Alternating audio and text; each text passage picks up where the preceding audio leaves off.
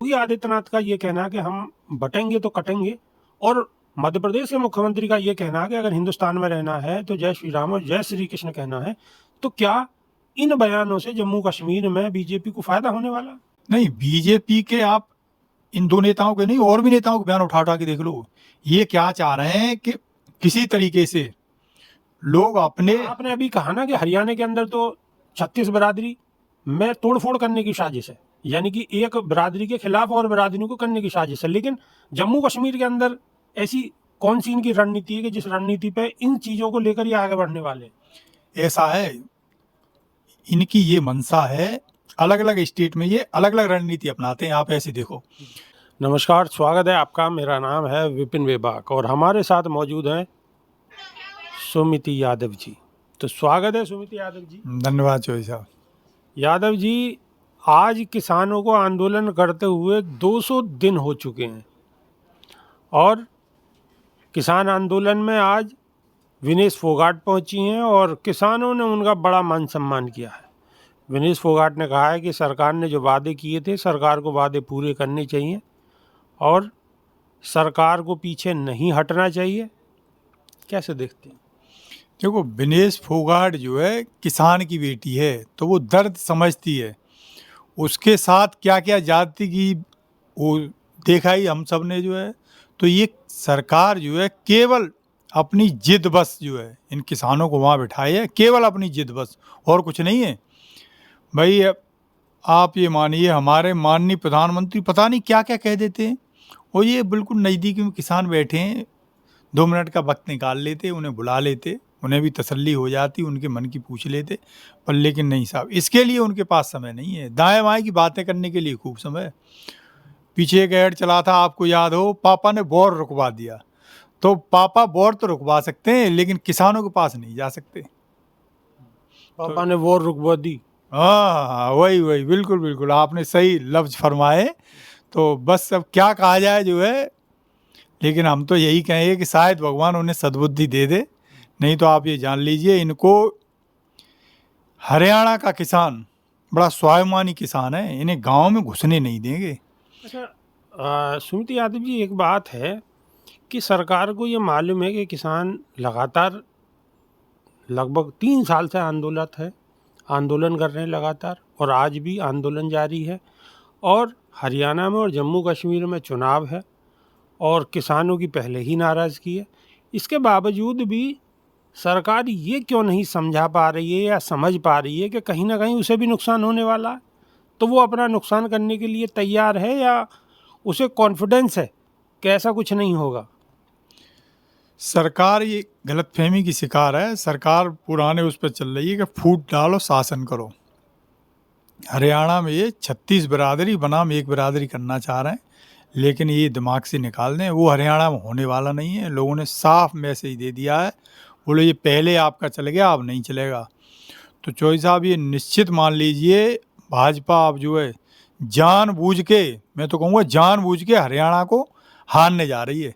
नहीं तो चाहे तो अभी भी उसके पास टाइम है, संभल सकती है जो है, पर लेकिन सद्बुद्धि उन्हें आएगी नहीं।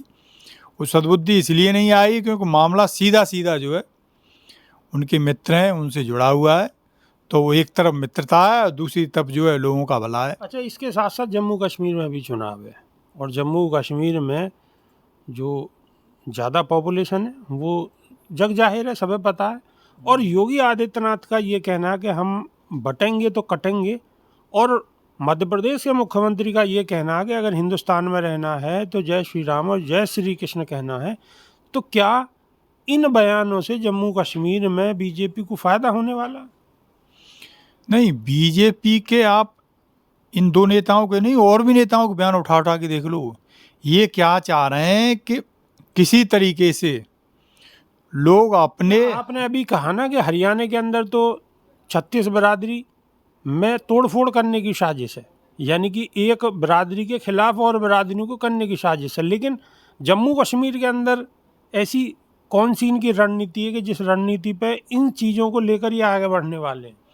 ऐसा है, इनकी ये मंशा है, अलग अलग स्टेट में ये अलग अलग रणनीति अपनाते हैं। आप ऐसे देखो, महाराष्ट्र में जाएंगे, मराठाओं के खिलाफ माहौल बना रखा है इन्होंने। यूपी में आएंगे तो बैकवर्ड में आप यादव उठा लीजिए, और एससी में जाटव ले लीजिए, उनके खिलाफ माहौल बना रखा है। तो अब चूंकि जो है इन्होंने कश्मीर को एक तरफ रख दिया है, तो इनकी मंशा ये है कि चाहे भले हम कश्मीर हार जाएं, लेकिन जो पूरे हिंदुस्तान का बाकी जो हिंदू है उसको किस तरह से हम अपने पक्ष में कर लें।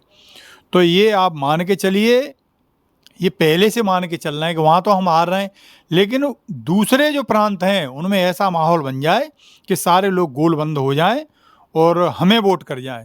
मतलब अपने वो न देखें लोग हित, केवल इसी नाम पे संगठित हो जाएं, लोगों को डरा दो, धमका दो। लेकिन सुमति यादव जी, एक बात और भी है कि मानिए हरियाणा के अंदर किसान आंदोलन कर रहे हैं लगातार, उधर जम्मू कश्मीर के अंदर स्थिति जग जाहिर है, उधर महाराष्ट्र में आप बता ही रहे हैं। तो अगर इन 3 बड़े सूबों में स्थिति इनके खिलाफ बनती है तो ये तो और भी मुश्किल हो जाएगी बीजेपी के लिए। ये टुकड़ों में इलेक्शन साहब इसीलिए तो करा रहे हैं कि स्थिति बहुत खतरनाक है। जो इन्होंने सर्वे कराए हैं उसकी रिपोर्ट आई है कि ये सभी स्टेट हार रहे हैं। तो नहीं तो आप ये जान लो, नहीं तो ये साथ साथ चुनाव होता, महाराष्ट्र का चुनाव साथ ही साथ होना था, अपन नहीं कराया साहब ने। क्यों नहीं कराया? कि छोटी छोटी हार जाएंगे, मीडिया को थोड़ा सा कोई और टॉपिक दे देंगे, उस पर चर्चा होती रहेगी, ये सवाल ही नहीं आएगा कि भाई सरकार के खिलाफ अब तो लोग खड़े हो गए। तो ये अपनी वो छिपाने के लिए फेस बचाए रखना चाह रहे हैं, ये मोदी के फेस पे कोई दाग ना आ जाए साहब, जो है ये उसको सेफ पैसे ही देना चाह रहे हैं।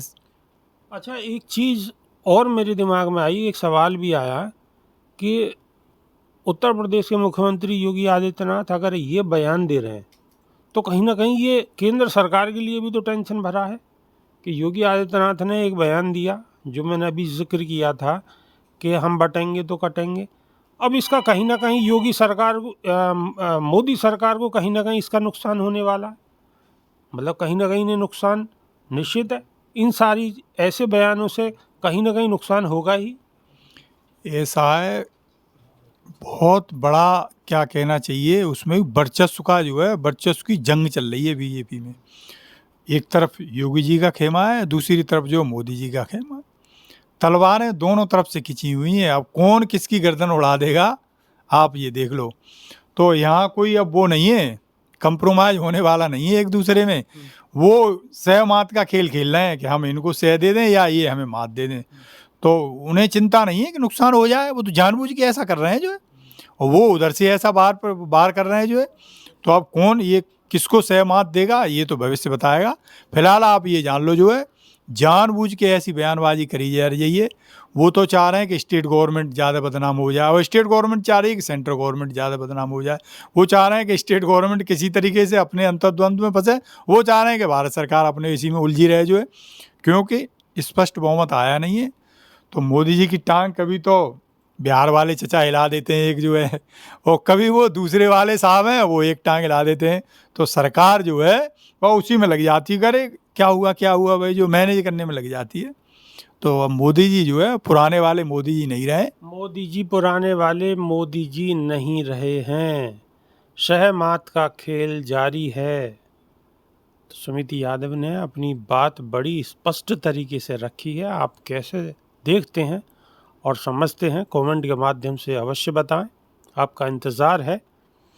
अभी के लिए सिर्फ इतना ही, नई वीडियो में फिर रूबरू होंगे। जब तक के लिए बहुत बहुत शुक्रिया, धन्यवाद, नमस्कार। शुक्रिया चौधरी साहब।